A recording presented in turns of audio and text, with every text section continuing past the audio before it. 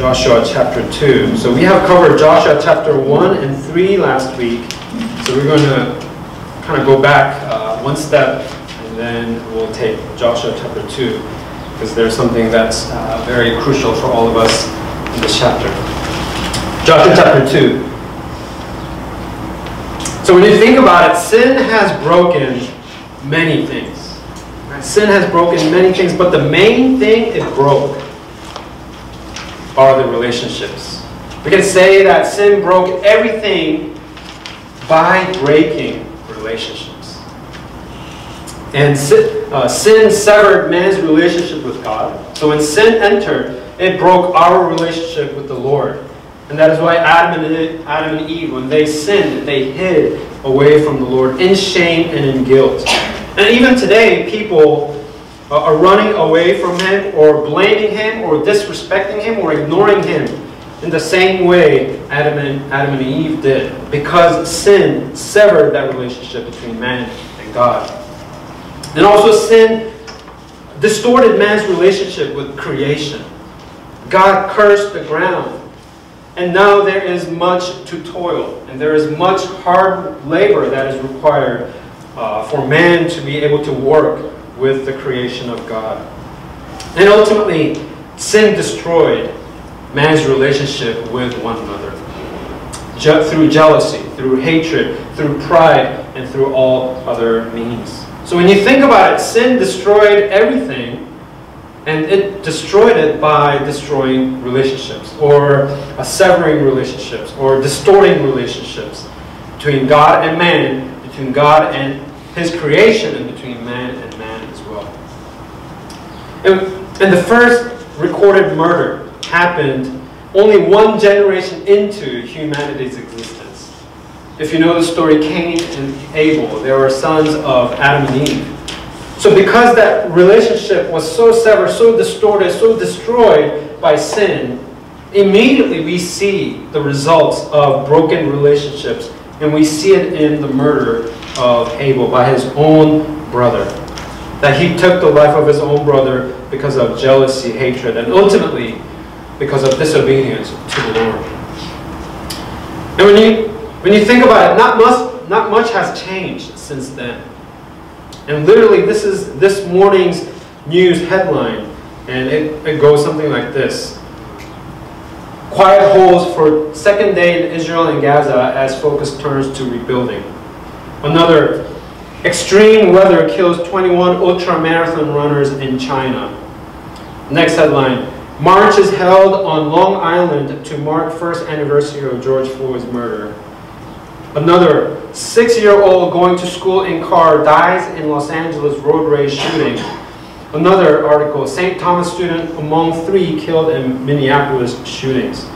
I mean, just by looking at the headlines, we can immediately see that the result of broken relationships are ever so present.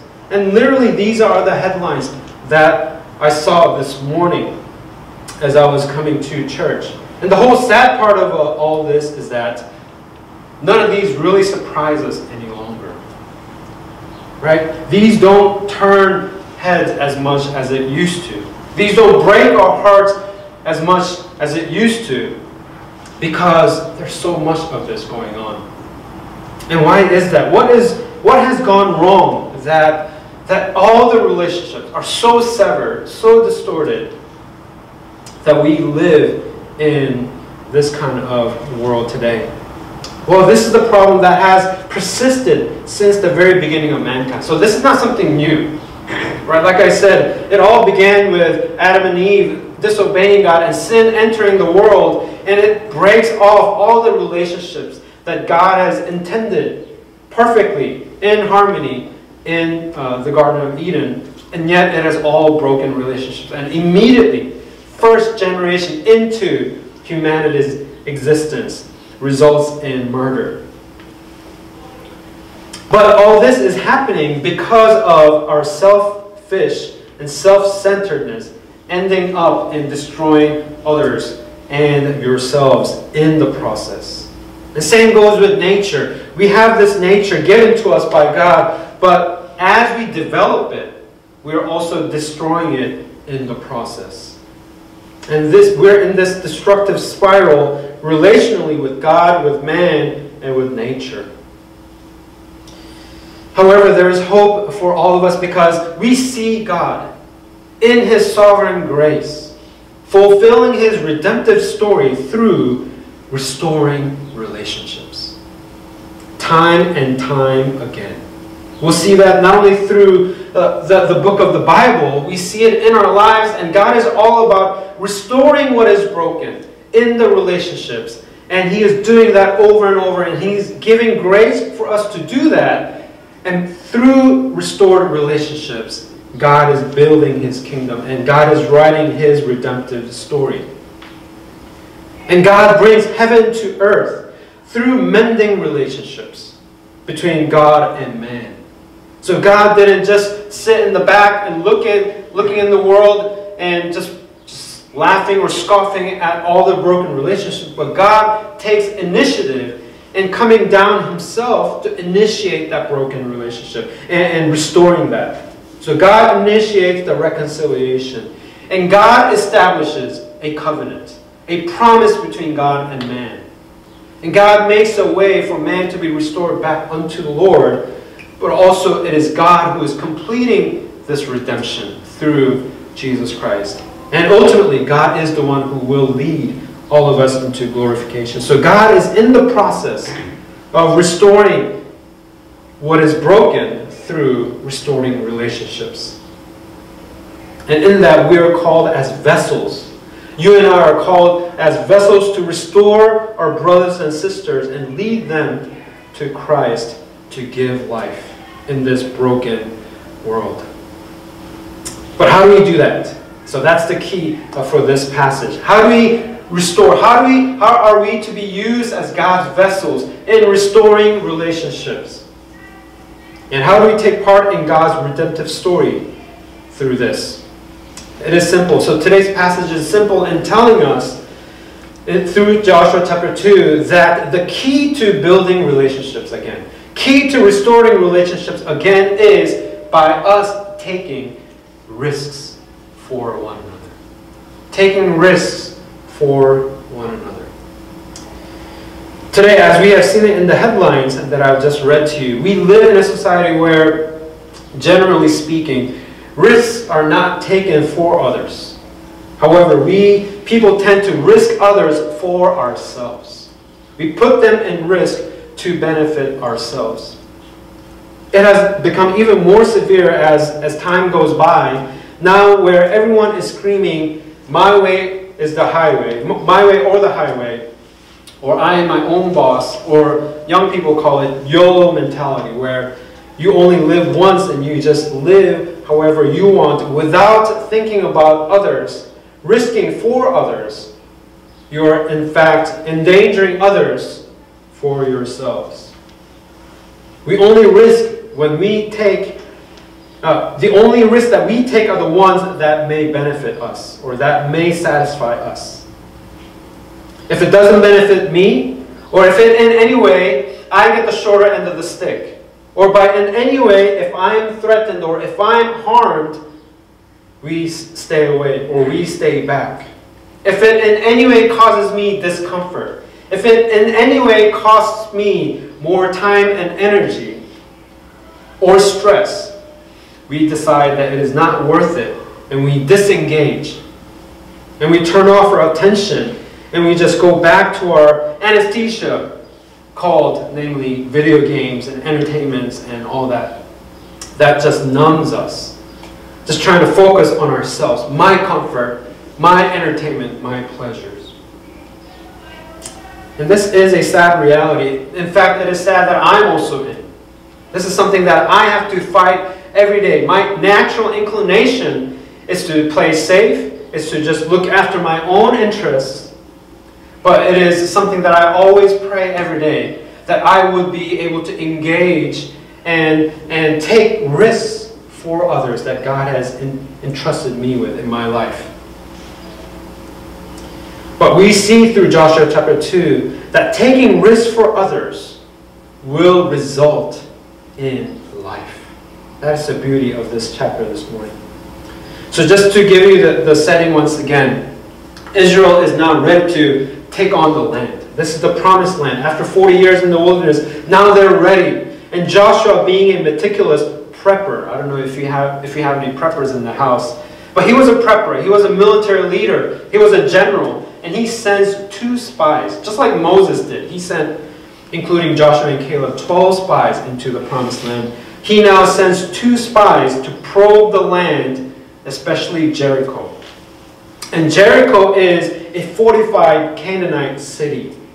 It's a fort. It was huge, it was large, and there's still a few remains there. And it is a fortified, a strategic fort for Canaanite country because they found that the wall is double walled and people were living in between walls. And it was a huge place that people lived within that served as a fort to defend off any other intruders or invaders. So this is a critical city not only for Canaan, but also it is a critical city for Israel as well. Because once you get through Jericho, which is a big hurdle, it's much easier road down the road, right? So you can go right through the middle of the promised land and you can conquer whatever is in the south, and then you can kind of divide and conquer south and then go up north and take on the land. So Israel is now ready to take on this land. And the 2 spies end up finding shelter in Rahab's place in Canaan, so in Jericho. So let's look at our text this morning. Joshua chapter 2, verse 1. And Joshua son of Nun sent 2 men secretly from Shittim as spies, saying, "Go view the land, especially Jericho." And they went and came into the house of a prostitute whose name was Rahab, and lodged there. And it was told that king of Jericho, and it was told to the king of Jericho, "Behold, men of Israel have come here tonight to search out the land." And king of Jericho sent to Rahab, saying, "Bring out the men who have come to you, who entered your house, for they have come to search out all of the land." So this is the scenario. So this is the situation. So 2 spies. So they have been looking at probing the land, and they have now entered Jericho. And somehow they end up in Rahab's place. And she is a Canaanite prostitute. And they learn from not only from their observation, but also from the words of Rahab, that the city is already defeated on the inside by the Lord. So look at the report that they're receiving. Look at verse 9. This is what Rahab says. Verse 9. And this is Rahab speaking to the 2 spies, and said to the men, "I know the Lord has given you the land, and that the fear of you has fallen upon us, and that all the inhabitants of the land melt away before you." And then jump to verse 11. "And as soon as we heard it, our hearts melted, and there was no spirit left in any man because of you. For the Lord your God, He is God in the heavens above and on the earth beneath." So the report that the spies are gathering, and also the words of Rahab telling the 2 spies, are that all the people in Jericho, they're already defeated in the heart because of what they have heard and what they have seen through what God has done with Israelites, through the story of Exodus, the mighty exodus of Israel exiting Egypt, and also the great story of how God parted the Red Sea. It was all powered by God, and they're all convinced that they're all doomed. Right? This is the destiny they have now accepted. And now this country of Israel, they're standing right across Jordan River, and they're getting ready to attack us. So they're already crushed in the heart. And don't you love the language here of Rahab? Saying all of the hearts are melted. It's gone. It's like ice cream. Melted. It is destroyed. However, Rahab is extending an offer. She is saying, all right, not only we are melting, not only we are already defeated inside, promise us something. Promise us something. And this is what Rahab does. And she begins to take risks for the spies. So now that she has 2 spies in her house, and the king is searching for these spies. And you know what they would do to the spies once they're captured. And they will be destroyed, and they will be, they will be killed. So Rahab, knowing what God has done through the people of Israel, she decides to take a great risk and hide the spies. Look at verses 3 and 4. Look at verse 4. Then the woman had taken the 2 men and hidden them, and she said, "True, the men have come to me, but I did not know where they were from. And when the gate was about to be closed at dark, the men went out. I do not know where the men went. Pursue them quickly, for you will overtake them." But she had brought them up from the roof and hid them with the stalks of flax that she had laid in order on the roof. So the men pursued after them on the way to the Jordan as far as the fords, and the gate was shut as soon as the pursuers had gone out. So she takes a great risk in hiding the 2 spies. And why do you suppose Rahab put her life on the line? And this is also a risky fact, right? If the king finds out that she has hid the foreign invaders, the 2 spies who are spying out the whole city to destroy them, if the king finds out, she would also be destroyed, right? However, she does what is very risky, putting her life on the line, hiding. Why do you think she did that? Do you think she did that because she was afraid of the Israelites? Or do you think she was just doing that to disobey the king? But it was done solely because on her basis of her faith in the God of Israel. Listen to her language, verse 9. She said, "I know that the Lord has given you the land, that the fear of you have fallen upon us, and that all the inhabitants of the land melt away before you." In verse 11 it says, as soon as we heard it, our hearts had melted. But then this is the confession that she makes. "For the Lord your God, He is God in heaven, heavens above and the earth beneath." So she is fully convinced that this God is the true God. By witnessing what God has done in the Red Sea, by witnessing what God has done through the exodus of the Israelites, she is fully convinced that this is the one that she ought to trust, and this is the one that she has to place her faith in. And then because of that basis of that faith in God, she takes that action in courage, taking that risk for others in hiding that spy. So this was not done out of fear of witnessing the miracles, nor this was done out of fear of the spies, but this was her unwavering faith in who God was. So she understood correctly. For some reason, she has heard about what God has done and what God can do and what God will continue to do. And she was convinced of His power, but also of His faithfulness to the Israelites. And she wanted part of that. And then she pleads with the spies. Look at verse 12. "Now then, please swear to me," says Rahab, "by the Lord, that as I have dealt kindly with you, you also will deal kindly with my father's house, and give me a sure sign, that you will save alive my father and my mother and my brothers and my sisters and all who belong to them, and deliver our lives from death." So she is being strong and courageous. Just like the commandment that God has given Joshua. Right? In Joshua chapter 1, God says, "Be strong and be courageous, because I am going to be with you in my faithfulness, but also in my power." But Rahab understood that God.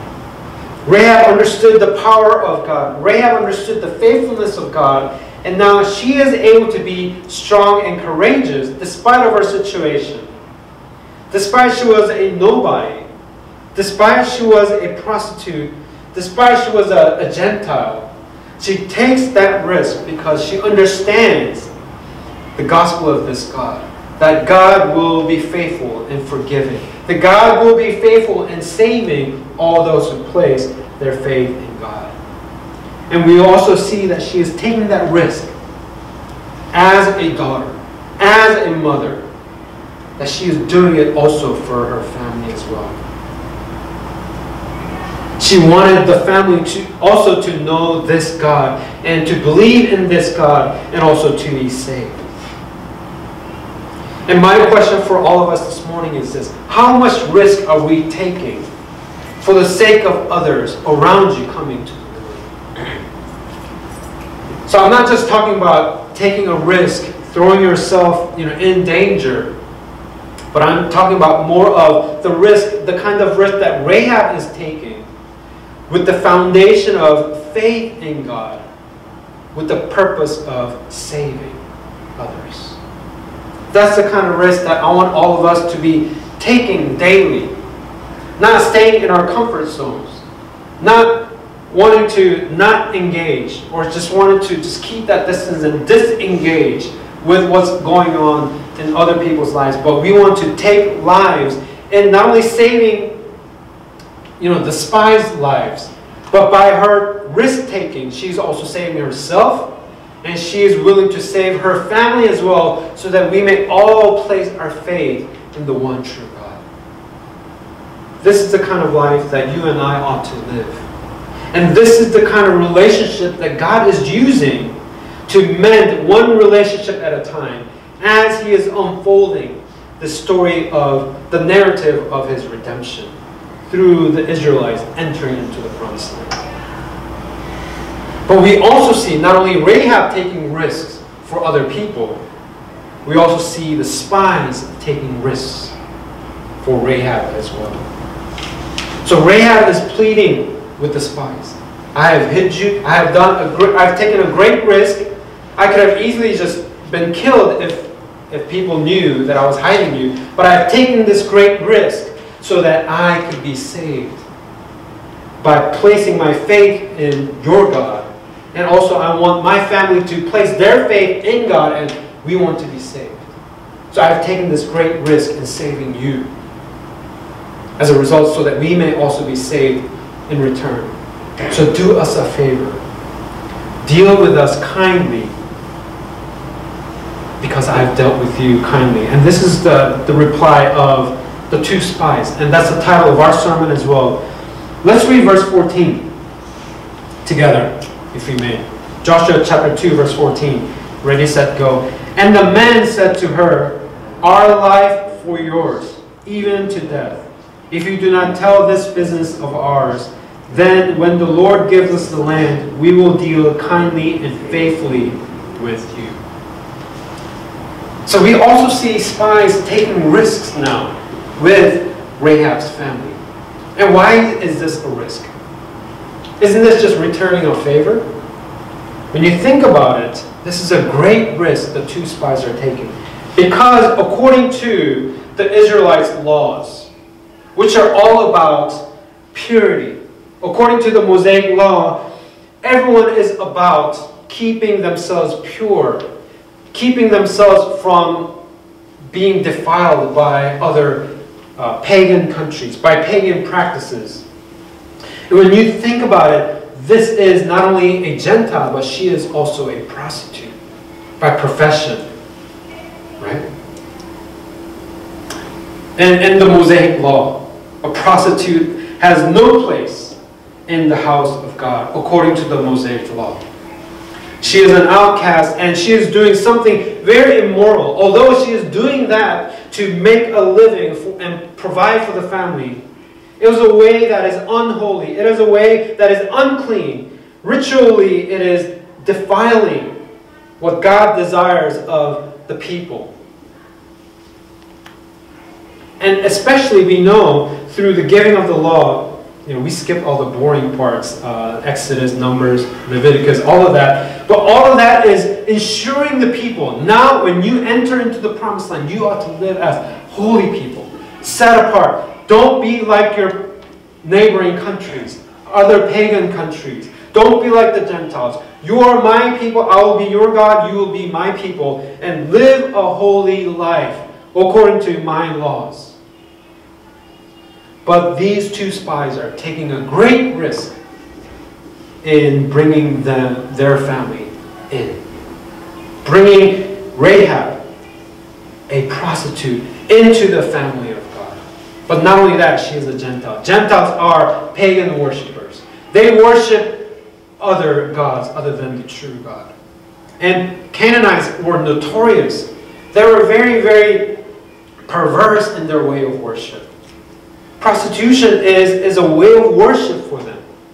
You know, there's male prostitutions and there's female prostitutions, and other countries, they do despicable, unspeakable things, like offering children to their gods. So these are countries that deserve only judgment. But these two spies are taking a great risk in bringing in someone who is very different. And when you think about it, according to the Mosaic Law, Rahab is the opposite of what God wants in a people. Right? Chosen people, Rahab is not. Holy people, Rahab is not. She is on the exact opposite end of on the spectrum. But they bring her in. Why? Because they're also taking a risk in bringing them in so that they will have life by placing their faith in God. And they were able to do that. The two spies were able to do that because they understood God perfectly. They understood the gospel. They understood the way that it works. God has given them a law. Well, fast forward thousands of years forward, during the time of Israel, or during the time of Jesus, everyone gets the gospel wrong. Everyone gets the Bible wrong. Everyone gets God wrong. But at that time, Joshua's time, the two spies understood the gospel correctly. They knew that people are entering in the fellowship of God not through your blood, not through your race, but solely through forgiveness by sacrifice of taking a risk. Placing their trust, placing their faith in God. And the risk, the kind of risk that I'm talking about is, God is saying, I want to restore my relationship with you. And the risk that ought to be taken is a replacement death. An atonement sacrifice that is required in order for you to be restored unto my relationship with God. And that's the same thing that the two spies understood. That all it takes is their faith in God and their sacrifice that they may need to offer in order for them to be forgiven, because they understand that with that forgiveness, with that sacrifice, they can be part of God's family. So how good are we in taking risks to build on a relationship? Especially with people who are very different from you, who make you very uncomfortable, right? We meet many people, at work, at schools. There are friends, there are always those friends in your class who would kind of rub you the wrong way constantly, and you just want to stay away. And there are people that we love also, that we also need to not just take risks just to greet, but how much effort are we putting in to build up on that relationship? Taking little risk after little risk so that we may build that relationship, so that together, however different we may be, we come to the saving faith in our Savior Jesus Christ, placing all of our faith in the work of God through sacrifice, so that we may all be part of God's family. Today we live in an age where we are hyper-connected, but also at the same time hyper-disconnected. We're very void inside, empty inside at the same time. And you know what I'm talking about. We're glued, addicted to our own devices while we do not pay attention to the vices that we create. It's a problem. And the risk that we are taking is about not putting your life in danger, but it is through what the two spies are doing with Rahab, and that is thinking kindly and thinking faithfully of them. Look at verse 14. Or look at verse 12. So one thing that Rahab is asking of, the risk that she is asking the spies to take with her, is that they would deal kindly with her and the family. And then verse 14, they respond by saying, yes, I will deal with you in kindness and in faithfulness. I will deal with you kindly and faithfully. So what is the kind of risk? I'm not saying throw yourself in front of a car to save someone. I mean, if a situation arises, I pray that we would have the courage to do something risky. But the risk that we need to take on a daily basis is dealing with someone in kindness and in faithfulness. And I'm not talking about kindness where we are just gentle and sweet to one another. But this is the kindness that we need to deal in kindness so that they may know Jesus Christ and be saved. Just like the kindness of God that leads us to what? The kindness of God that leads us to repentance. It is how God is dealing with us in kindness that leads us to repentance so that we may be saved. And I pray that it is our goal as a church that we would deal whoever that we meet, however different, however unholy that we may think, however undesirable, that we would have the courage to deal in kindness so that they may be saved through your kindness and faithfulness too. That we keep our own promises, whatever promises that we make. The spies could easily say, yeah, I will promise you, I will deal with you kindness, and when the time comes, when they're destroying Jericho, they could have easily just forgotten about Rahab and the family, right? I mean, after all, they're Gentiles. After all, she's a prostitute. However, we'll see that they will be faithful unto that. And that's the word, the exact word that they're saying to her. Our life for yours. For you have given your life for ours, and we'll do this unto death. And I hope that we have that kind of faithfulness in keeping promises too. As a pastor, I spent a good amount of my praying time praying for all of you. I remember you. I mean, we're not a big church, so I have time to remember you by name and pray for you individually. But before, I would say, oftentimes, as a habit, oh yeah, I'll pray for you, and then forget to pray, or just not pray many times, because it just became a pastoral thing to say. When they tell me, oh, I'm going through this or whatever, and it was a pastoral thing for me to say, yeah, I'll pray for you, and then forget to pray.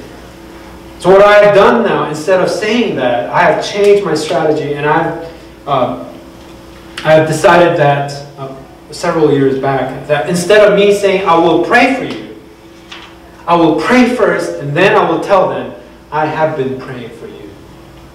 So that I will not be a hypocritical pastor, where I say I will do one thing and not follow up with my promise. Or just I would ask for prayer requests, and I would pray on that spot. Maybe out loud with that person, or whenever I hear something over the phone, just in my mind very quickly, I will pray for that person so that I don't forget. And I hope that we can do that kind of risk-taking, right? At least we ought to start from there. Thinking about what other people are going through in this church. We'll start from here. We'll start with our families. We'll start with our church. And then we'll expand our communities. And we would be the kind of people that we would take risks for the sake of others being saved through my risk-taking. Instead of just pursuing my comfort, trying to remain in my comfort zone, I would take little steps, thinking, praying, reaching out, asking, calling, so that we may build up one another to be a family of God. As I close, I want to share with you the fruits that their risk-taking has yielded. So they were able to take risk. Rahab was able to take her risk, and spies were able to take their own risk with the foundation of their faith in God. Right? They were all fully convinced of who God is and what God can do and what God will do, with the purpose of the same purpose, and that is to be saved, or that is to lead others to salvation. And that kind of risk-taking and faith yielded this kind of fruit. James chapter 2 verse 25. So Rahab is mentioned several times in the New Testament. James chapter 2 verse 25 says this about Rahab. And in the same way was not also Rahab the prostitute justified by works when she received the messengers and sent them out by another way? So James is saying she yielded in good works. Her faith in God and taking risks in action yielded in good works. Hebrews chapter 11 verse 31. This is the Hall of Faith chapter. Verse 31. By faith Rahab the prostitute did not perish with those who were disobedient, because she had given a friendly welcome to the spies. So this resulted in, her faith resulted in salvation, says the author of Hebrews. But most amazingly, her faith, her risk-taking in faith in God, resulted in the fruit of our Savior, Jesus Christ. Matthew chapter 1 verse 5 says this. So this is the genealogy of Jesus Christ. Matthew 1 verse 5. And Salmon the father of Boaz by Rahab, and Boaz the father of Obed by Ruth, and Obed the father of Jesse, and Jesse the father of David the king. This is fantastic. This is a Gentile. She is a prostitute. A lifestyle that is not acceptable by God. But in her absolute faith in God, wanting to be saved by the true God, witnessing the parting of the Red Sea, being convinced of the salvation that they provide, that He provides, places her faith in God, taking great risks in saving the spies and in saving the family.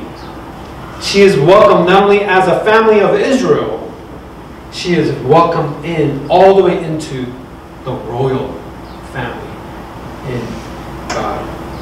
So Rahab marries a man named Salmon, and they bear a son, and that son is named Boaz. And we know Boaz from the book of Ruth. And Boaz marries Ruth, and they bear a son named Obed. And Obed is the father of Jesse, and Jesse is the father of King David.